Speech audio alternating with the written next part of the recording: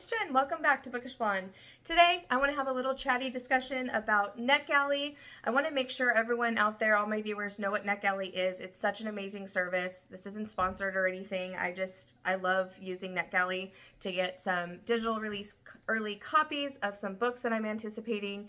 Now, a lot of viewers that constantly watch BookTube, Netgalley might be something you're already aware of. So I'm not just going to talk about the service, but also the books I currently have waiting for approval on my Netgalley. I have a total of 18 right now, so we'll get to that towards the end too. So just really quickly, like I said, Netgalley is free to everyone. You sign up and you get an account, and then you request from publishers to get early copies, digital copies of books. And then you just, once you're approved, you download it onto, I use a Kindle or your e-reader, your phone, computer, whatever it is that you read digital books on. And it's a great way to kind of read ahead.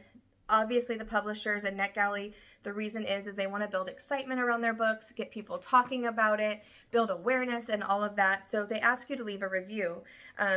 The best feedback ratio is 80%. So, right, every 10 books, let's say you get 8 of those you actually read and review. Now, you're not penalized or anything for not reviewing them, but publishers will, when you request, can look at your profile and see like, oh, her feedback ratio is 20%. Maybe I don't want to give this digital copy to her. I'm sure those digital copies have certain numbers of how many they are allowed to put out there is my guess. So 80% ratio review of book reviews is what you're aiming for. Currently, I have a ratio of 53%, which isn't horrible. It's been worse. I brought it up from 40%. And how I kind of did that was I just really slowed down. It's so addicting, guys, to scroll through and request because, a book cover grabs your attention, or, a new favorite author of yours is coming out with something, those kinds of things. So, I really try to not go on there and scroll and even open it and look at it until I've read 2 or 3 books and reviewed it, just to and that's how I got my ratio up from 40 to 53%. It's easy to do if it's a priority of yours. So there's also a section on Netgalley called Read Now. Now these titles might not be as popular or well-known authors, typically, but there are a Read Now section too. So like, say you're out of your house and you're like, man, I have nothing to read, you can go on there and just automatically download something onto your Kindle or phone or whatever. So that's a really cool feature as well. So overall, I started in March 2019 is when I heard about Netgalley and joined, and since then I have been approved and reviewed 25 books, and currently I have been approved for 18 that still need to be reviewed. Now, those 25 I just mentioned, I was able to get approved for without having a YouTube channel. I think my profile just mentioned that I review books on Goodreads, and I connected my Goodreads kind of thing. Now I will say it's probably 5 times that I did get approved for, but when you get the email, you were approved for such and such title, it's very exciting. So I did go in and add that I had a BookTube channel. I think it was February that I did that. And as you'll see here in a second, some of the more recent approvals that I have received are more well-known, popular, highly anticipated titles. So that is exciting. So that's Netgalley, and it's really awesome, and I love it. So we're going to kind of go through the 18 that I have, from the oldest to the most recent. So the oldest one, I'm not going to give too much description. I don't want this video to be too long. I just wanted to kind of make you guys aware and give you an idea of what kind of titles you can get using Netgalley. I will pop up some pictures of the book covers, since clearly they're all digital. So the first one was actually released in June of 2021, and that is Hairpin Bridge by Taylor Adams. This is a psychological thriller. Taylor Adams wrote No Exit. I binge read that one. That one is highly recommended for me if you haven't read that and you want to just read something that's going to keep you on the edge of your seat, literally. Read that one. That's really good. So when I saw this title, I obviously requested it, and I was lucky enough to get it. So this is Hairpin Bridge. This one is about twin sisters. Don't ask me the names, I don't remember, but one of them apparently dies by suicide by jumping off a bridge, and so the other twin sister goes to the small town to find out what happened because she doesn't believe that her sister would do that. So you follow that. That's that one. Okay, The Secrets of Us by Lucinda Berry. I have read other Lucinda Berries before. Saving Noah was a really good one. That one, read maybe some trigger warnings about that. There is, it's a story about a boy, teenage boy, that there's an incident with a younger child on the swim team, and he's a swim coach, so it can be sensitive, but it was a very good book. Very, very good book. The other ones I've read by her that I've liked, Under Her Care I read. I'm looking at my computer right now, guys, sorry. What else have I read?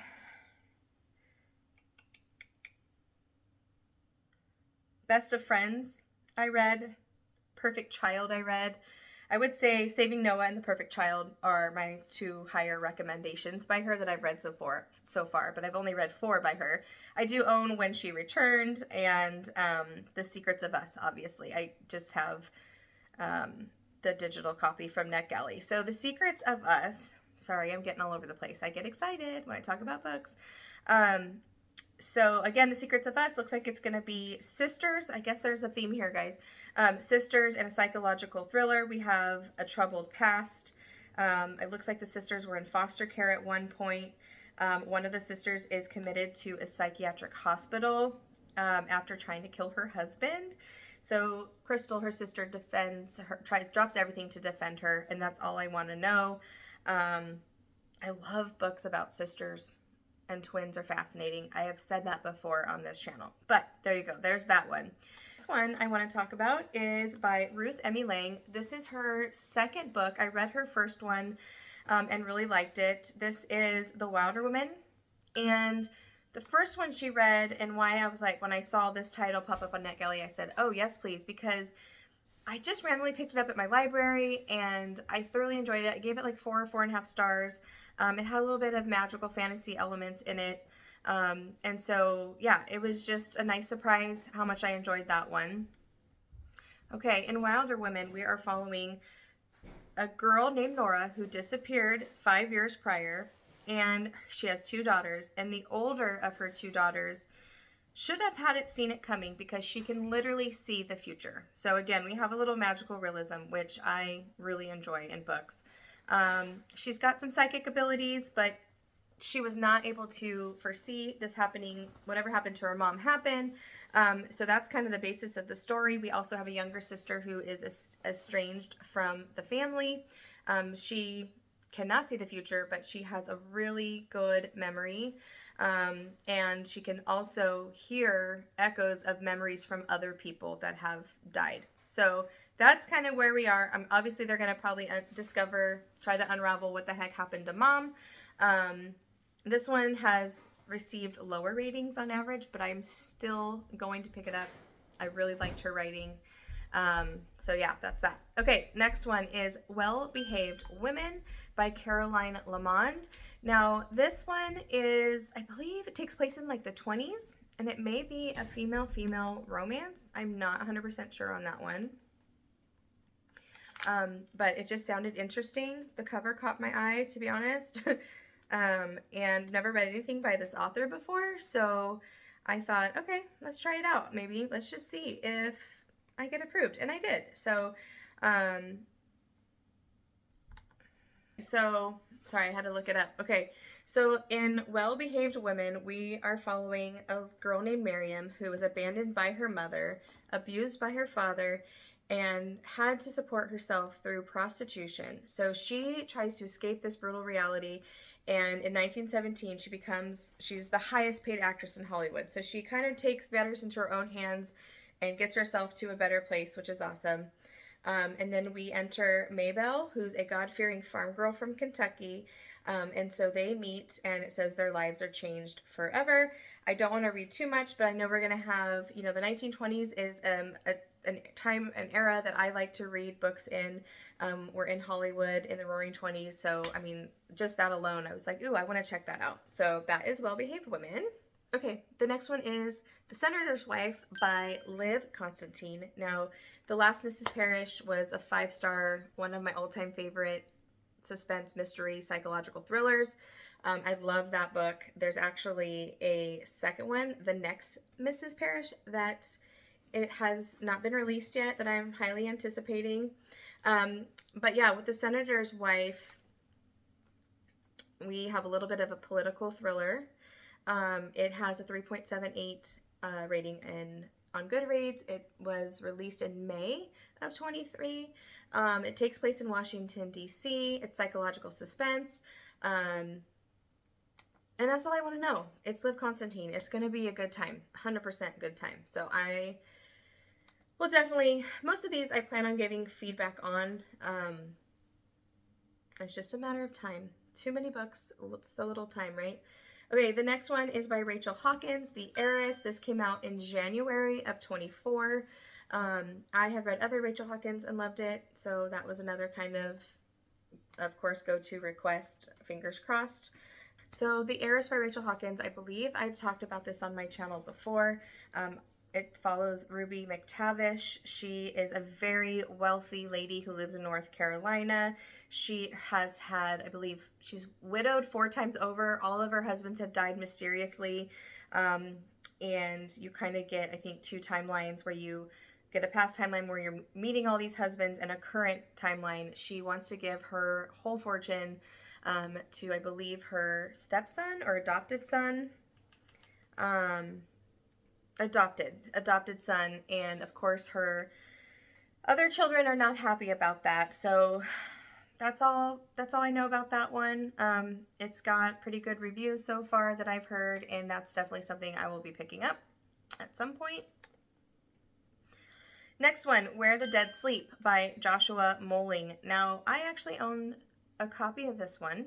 So what I do when that happens is, didn't get a chance to read it before it was published, but I have a copy, found it at Half Price Books at a really good price. I think it was like $3 or $4, so I picked it up. So when I read it physically, which I probably will do versus the digital, I'll still go on there and leave, obviously, my review, so that helps. Joshua Moling wrote And There He Kept Her, which I read last year and really enjoyed. It was kind of a dark, messed up book, but I enjoyed it. And in Where the Dead Sleep, we are following a Deputy Ben Packard. He comes to a scene of a home invasion and someone is shot in the head. It's gonna go from there. I think there's a couple different people that have motive to want this person dead. His ex-wife, a business partner. Yeah, so I think it'll be kind of dark and disturbing, and that's what I like out of my thrillers. So that one, I also have physical, so we'll see. Next one, I also have a physical copy now as well, and that is The Last One by Will Dean. Will Dean, I have heard such great reviews on this book. It's on my radar to pick up sooner rather than later. With some of these, I read Firstborn by Will Dean, and I think it was a Book of the Month pick. And strong 5 stars for me. I really enjoyed it when I read it. I feel like it was an underhyped book, and I'm hoping more people pick up Firstborn with the hype that's kind of been around The Last One. But The Last One, a girl is on a cruise ship, and she wakes up, and the whole cruise ship is abandoned. Like, everyone disappeared. I've heard this one is psychological and will have a twist that no one sees coming. So that's what intrigues me about that one. So now I can read it on my Kindle, or I can read it physically because I have a problem. Tell me you have a problem without having a problem. When you own multiple copies of a book or the same book on multiple formats, that's a problem. Okay, it's a good problem though. Better than, drugs, so that's good. Okay, Christmas Presents by Lisa Unger. This came out October of 23. I'm going to wait till Christmas time to read it. I've heard good things, but I definitely don't want to read it now, so I plan on reading that later. In April of 2024, Bless Your Heart by Lindy Ryan came out. I actually heard, I think it was Lindsay's Little Library that read this one and liked it, so I was like, oh, that sounds interesting. It's kind of like socialite wives, but also crossed with vampires or something. So I don't know. It's intriguing. I like books with vampires, so that's a good one. Okay, next one is by Jennifer Ryan, The Underground Library. I haven't read anything by Jennifer Ryan. If you guys have and you have any feedback on that, I would appreciate it. Is there a title if you do know Jennifer Ryan? She's historical fiction. Um, Actually, that's a lie. I just lied to you guys. I'm so sorry. The truth is, I did read The Kitchen Front by Jennifer Ryan. I gave that 3 stars. And the reason why, I felt like it dragged on a little bit. There was a lot of talk about cooking. The premise was really good. So there's a show with cooking that builds wives up about how to like make good meals with having very little food due to rations and everything with World War II. But I just felt like it dragged on, and the food descriptions were good, and I enjoyed the cooking competition part of it, but I just was kind of like, okay, let's get to the end. And I felt that way with The Golden Spoon too, and that had a similar premise, totally different time period. But so I don't know, maybe books with cooking shows are just not my thing, but it is what it is. But yeah, The Underground Library sounds really good because it's a book about books, which is always a good time in my opinion. This one has strong ratings. Goodreads has it at 4.2. It says, when the Blitz imperils the heart of London neighborhood, 3 young women must use their fighting spirit to save the community's beloved library in this heartwarming novel from the author of the Chilbury Ladies Choir.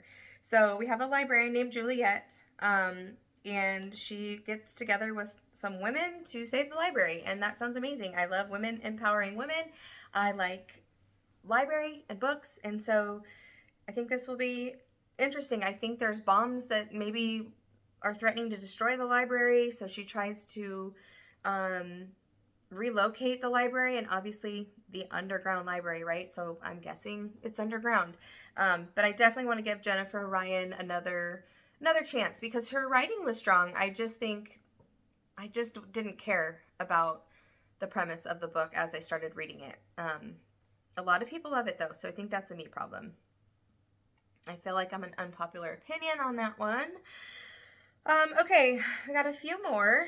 Like Mother, Like Daughter by Kimberly McCreight. I actually just finished this. It was supposed to be a March Kindle read. I got behind with my reading, and I tend to read on my Kindle the least. So I did finish that actually a couple days ago, and I'm going to give it a 3 stars. I feel like it might have been a 4 had I had it physically and read through it without taking, 5 weeks to read the book. Because typically I read 1 or 2 books a week, right? So I think that might have affected my rating a little bit, but I do like books about mother and daughters, and we have a mother who works for a law firm, but she's like a fixer, and so she ends up missing, and so the daughter, you get 2 timelines. You get kind of the past timeline, and then you get the daughter currently trying to figure out with the cops like what happened to mom kind of thing. Okay, next one is, I'm very excited about this one. I can't believe I got approved for this. It's The Lost Story by Meg Schaefer. So Meg Schaefer, as you probably well know, wrote The Wishing Game. And that was on, I think, yeah, one of my top 10s of last year. I highly recommend it. That was just such a heartwarming story with magic and games and a competition and riddles. It was so, so good. So this is her newest one. It has high ratings as well. It will be released in July of this year. So I definitely have an early copy. I really want to get to this one and give you guys some feedback and hopefully get you guys excited about it. Her writing is great. I have high hopes for this one. And sometimes that can be a bad thing because then you're easier disappointed. but I think it'll be good. This one is actually, so The Wishing Game was inspired a little bit by Charlie and the Chocolate Factory, and this one is inspired by C.S. Lewis's The Chronicles of Narnia, which I read as a kid and loved it. So it's a fairy tale for grown-ups, it says, who still knock on the back of wardrobes just in case. This is obviously, I said, from the author of The Wishing Game. It says, as boys, best friends Jeremy Cox and Rafe Howell went missing in a vast West Virginia state forest, only to mysteriously reappear 6 months later. They have no explanation where they went, how they survived, and then you fast forward 15 years after their homecoming, and we have Rafe, who is now an artist, who has no memory of what happened, and it says he bears some scars inside and out, so I'm not sure what that looks like. And Jeremy has become a famed missing persons investigator. So, and with his uncanny abilities, he is the one person who can help vet tech Emily Wendell find her sister who vanished in the very same forest as Rafe and Jeremy.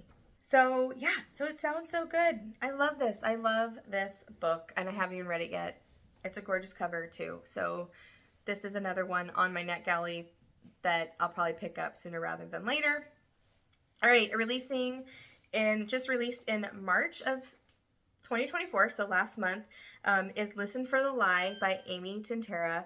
I know this has a podcast element. I know it's gotten really good reviews so far, so that makes me want to pick it up. I don't know too much about the premise of this one. It was kind of a request based upon Audrey from Chapter and Converse. She loved the audiobook. She loved it.